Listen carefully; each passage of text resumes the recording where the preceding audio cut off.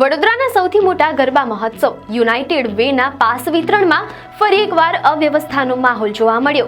કલાકો સુધી રાહ જોયા બાદ પણ પાસ ન મળતા ખેલૈયાઓએ ભારે રોષ વ્યક્ત કર્યો છે.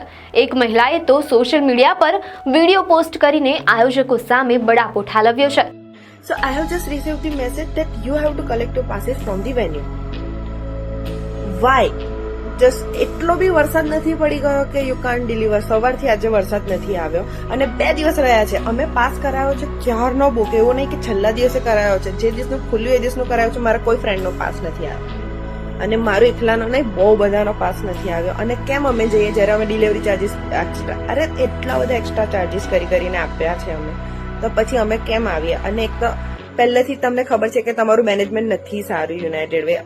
લાસ્ટ ટાઈમ પણ એટલું કીચડ હતું એન્ટ્રન્સ થી લઈને, અને એટલા નેરો એન્ટ્રન્સ હોય છે કે ત્યાં સફોકેશન એવરી ટાઈમ અને ભીડ થઈ જાય છે. સ્ટીલ અમે ત્યાં આવી રહ્યા છે અતુલ દાદાના લીધે. તો પ્લીઝ આ સુધારો, કેમ કે અમે સહન કરી રહ્યા છે.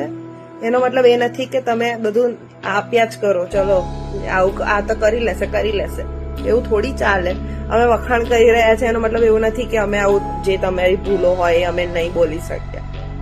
અતુલ દાદા તમે તો કંઈ કહો.